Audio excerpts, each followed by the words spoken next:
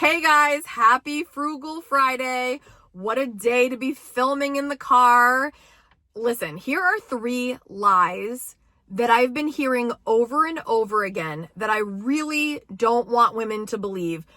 Over 90% of my audience is women. When these lies are heard and retold, they make women stuck, they disempower you, and they keep you playing small financially. So let's get into number 1.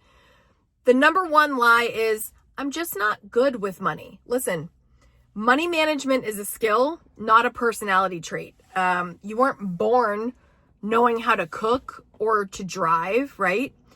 You learned, and you can learn this too. So when I hear those words, I'm just not good with money, that is not true. And that is something either you were told or you've told yourself.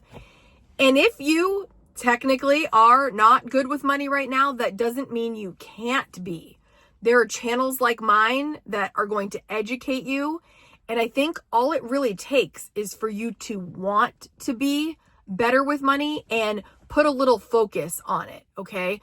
Anything that you want to learn, anything that you want to be better at, education is just at your fingertips. Look at this. Just tap, tap. Don't tap out right now. Keep listening. But you've got YouTube, you've got books, you've got so many things to teach you. But in the end, I don't want you thinking you're bad at money is your identity, because it is not. And if that is what you were told, or if that is what you've been telling yourself, let's stop that today. Money in general, right? There's a lot more to it if you want to make it complicated. But when we're talking about a basic budget, we're talking about, most of the time, addition and subtraction, which is what you learned a long, long time ago. And unlike when you were in school and they're like, no calculators, it is an open book test every single day, my friends. Every single day you've got that calculator right in your phone, or, some people still have the manual one, but you have access to calculators, and that's all you need for the basics, right? There's going to get, more complicated things as you go, but in reality, basic math is something we are all capable of, and I teach you all my tips and tricks on this channel. So if you think you're bad with money, stop saying that. You are not, and it's a skill you're going to work on. Girl, if I can learn to cook, if I can learn to cook, you can learn to be good with money. When you just make a blanket statement about yourself, I don't do this, I can't do this, that just makes you think you can't do this and you don't do this. But it's not true. Do you get what I'm saying? It's not true because one time you couldn't do something.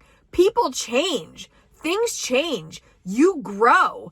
And you can do anything you want. So if you are struggling right now with money, you can do this. And I am behind you. I'm here to help with your confidence because I believe in you. Number 2. My partner handles all the finances, so I don't have to. Now, I believe when you are in a relationship, people do a division of labor, hopefully, right? And maybe you are good at certain things and they are good at certain things. However, I just want to be very, very clear. Even think about me, okay? I was married for 7 years. Did I think I was going to get divorced? No. Did I think that was my forever? Yes. Was it? No. Relationships change. Now, I'm not saying because I got divorced that you necessarily ever will. You might be happily married. You might listen to this right now and be like, psh, I'm good, Kate. I don't need to listen to that. And that's fine. This message is not for you. But if you're a person that for any reason ever has felt like your partner has all the power, all the money, all the access, maybe you are taking care of the kids, maybe you're taking care of the house, all the things, and maybe that was not the thing put on your plate. Your partner was like, I'm going to take care of the money. If you're the person not making the money, you're the person not managing the money, you're the person not knowing where the money is, where it's stored, how to get into the passwords. Listen, I'm not trying to be doomsday here, but people pass away, people break up, And you need to know where your money is and how it works, no matter what your relationship status is. That is my true belief. I don't think it's wise to have one person holding all the cards and one person being in the dark. I don't believe in that. I think that in a relationship, whether it's a marriage, whether it's whatever the relationship is, if you have your money together in any way, or if you are depending on anybody, listen to me. You need to know where that money is and how to get access to it. And there needs to be a plan, because you don't know. Financial independence is not an option. It's essential. And I'm not trying to put any fear in anyone here, because you're going to do you, but I'm just saying relationships are not necessarily forever. Maybe yours will be, maybe it will be. And that, that's wonderful. But when people say my partner handles all the finances, so I don't have to, it makes me a little stressed out, because, I just had a situation actually where somebody was sharing with me, they were inheriting a certain amount of money, a large amount of money. And I said, oh, what are you going to do with that? And she was like, oh, just going to give it to my husband. He'll take care of it. And I was like, this marriage had not been going on for very long. In fact, they hadn't known each other that long. And I just was like, really? Listen, everyone's got to do their own thing, but you're just going to hand over. And this was like, I'm telling you, a large sum. And just trust. I want to believe you can trust your partners. I want to believe that, but I just also want you to be educated. Another reason, let me just talk about this, right?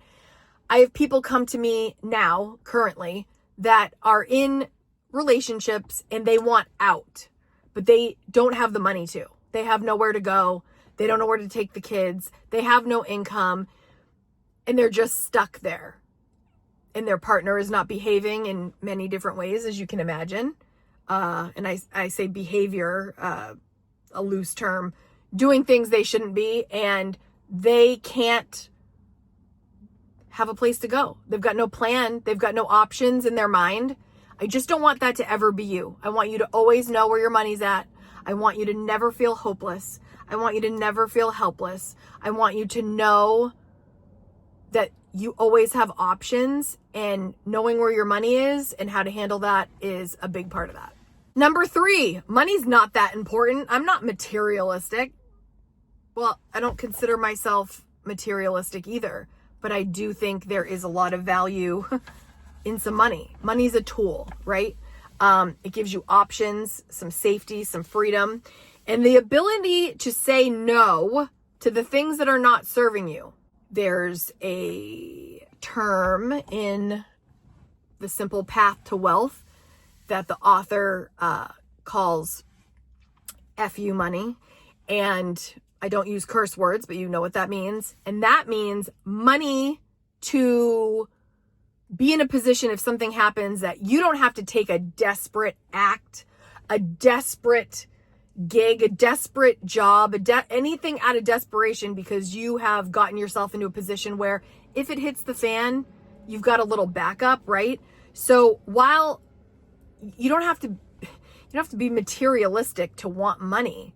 Money buys freedom, my friends, freedom. And that is the best thing you can spend your money on.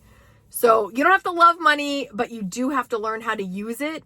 And saying that money isn't that important, we don't want to revolve our whole life around thinking that money is the most important thing. That of course is not in the big scheme of things, but it is a giant tool. And I don't think it should be disregarded because it makes you feel like you're materialistic. You don't have to be desiring and wanting to earn your own way and feel like that makes you materialistic. Absolutely not. So stop believing that if that is what you've been told. Women who understand money don't just change their lives, they change generations. Believe that. It's true. Break the myths, take up space, build wealth your way, and don't believe any of this that people just put in your head for, their own reasons, or again, sometimes just information that's been passed down, something they've internalized. That doesn't mean that has to be you. I hope you guys get and I have many more lies that I think women are told about money.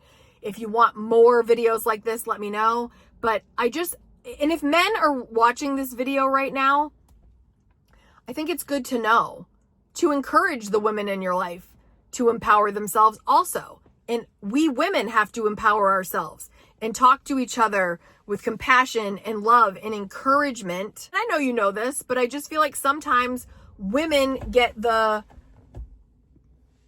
short end of the stick, if you will, when it comes to talking about finances. And that is so old and archaic. So let's stop with that, okay? We are capable. We are more than capable. Ladies, tell me in the comments, what's something that you used to believe about money, but maybe you don't believe that anymore? Or what's something that you're still wondering about money, but you don't know and you want to talk about it?